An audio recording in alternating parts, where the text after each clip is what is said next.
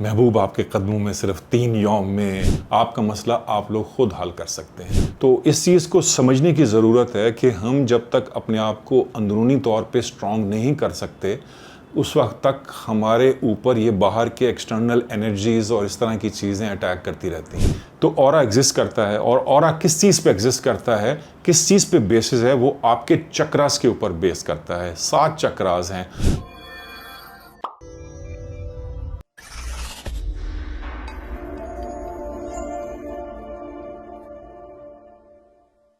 हमारे इस दौर में जहाँ बहुत परेशानियाँ हैं, लोगों की नौकरियाँ नहीं हैं, शादियों का मसला है, तो जगह जगह एडवर्टाइज़ होते हैं महबूब आपके कदमों में सिर्फ 3 यौम में शादी, तलाक, बिज़नेस का मसला, घरेलू नाचाती वगैरह। कोई बाबा आमिल जो है वो आके आपको कोई ना कोई तावीज़ घंटा पेश कर देता है और जनाब आपके मसाइल हल होना शुरू हो जाते हैं। ऐसा नहीं होता। ये सिर्फ उन फजूल किस्म की एडवर्टीज़मेंट में वो बंगाली बाबा जिसने 40 साल का चिल्ला काटा है बंगाल के जंगलों में और वो आके आपका मसला हल कर देगा, नहीं। आपका मसला आप लोग खुद हल कर सकते हैं, किसी के पास जाने की ज़रूरत नहीं है। हमारे माशरे में ये आजकल तावीज़ गंडा जादू टोना बहुत ज़्यादा है। साइंटिफिकली ये कैसे होता है, अभी कोई सच इसमें एक्सपेरिमेंट्स नहीं हुए हैं जो प्रूव हो सके। हाँ, ये ज़रूर हुआ है कि जब हमारे चक्रास अलाइन नहीं होते हैं, हमारा ऑरा वीक हो जाता है उसकी बिना पे, तो ये एक्सटर्नल फोर्सेस जो हैं वो हमारे अंदर पेनिट्रेट कर जाती हैं। तो इस चीज़ को समझने की ज़रूरत है कि हम जब तक अपने आप को अंदरूनी तौर पे स्ट्रॉन्ग नहीं कर सकते उस वक्त तक हमारे ऊपर ये बाहर के एक्सटर्नल एनर्जीज़ और इस तरह की चीज़ें अटैक करती रहती हैं। चक्रास, ये एक बड़ा कॉम्प्रिहेंसिव सा टेबल है जो मैंने बनाया है जस्ट फॉर एक्सप्लेनेशन, आपको सिर्फ चेक करा रहा हूँ मैं। हमारे अंदर मुख्तलिफ एनर्जी सेंटर्स हैं और ये वो जगहें हैं जहाँ पे ब्लड वेसल्स जो हैं बहुत ज़्यादा चलती हैं और वहाँ पे एनर्जी चेंज हो रही होती है।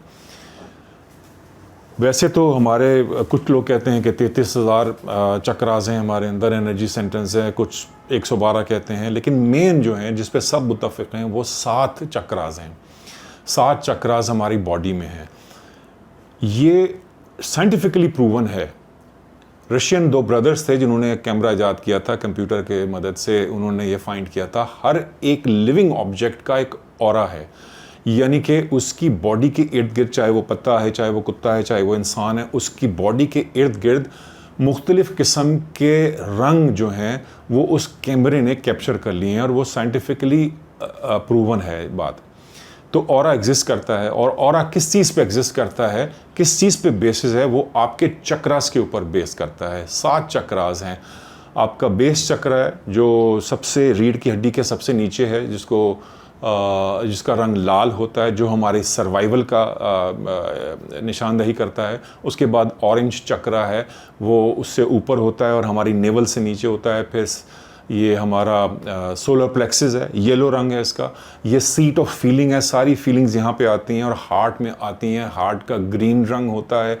ऊपर चले जाइए, थ्रोट चक्र है, ये ब्लू रंग का होता है। उसके बाद थर्ड आई है, ये इंडिगो कलर है, और फिर ऊपर क्राउन चक्र है। ये चक्रास जो हैं ये अलाइन होने चाहिए, ये अवेकेंड होने चाहिए और ये बैलेंस होने चाहिए।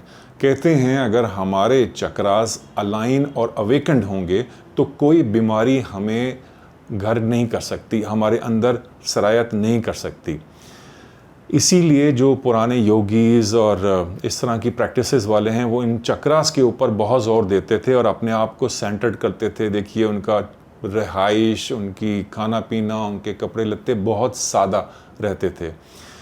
इन चक्रास को हमेशा ध्यान में रखिए। इन चक्रास में की अगर अलाइनमेंट नहीं है तो मुख्तलिफ़ बीमारियां आप उससे अंदाज़ा कर सकते हैं कि क्या क्या बीमारियां हो सकती हैं। फॉर एग्ज़ाम्पल डिप्रेशन है तो आपका रेड चक्रा जो है, यानी कि जो आपका रूट चक्रा है, बेस चक्रा, वो अलाइंड नहीं है। उसके बाद आपकी addiction, IBS, ovarian, monthly cycles disrupted हैं तो ये ऑरेंज चक्र आपका जो उससे ऊपर है, जो कि सैक्रल या हारा चक्र कहलाता है। ये सारे नाम मैं आपको अंग्रेज़ी में बता रहा हूँ, वरना संस्कृत में भी नाम है। बाय द वे इसका किसी मज़हब से कोई ताल्लुक़ नहीं है। वेट के इश्यूज़ हैं, आपको लिवर के इश्यूज़ हैं, स्टमक है, डाइजेस्टिबिलिटी का, इरिटेबिलिटी का है, तो येलो चक्रा, सोलर प्लेक्सिस, कोई चीज़ हज़म नहीं हो रही है तो सोलर प्लेक्सिस का मसला है।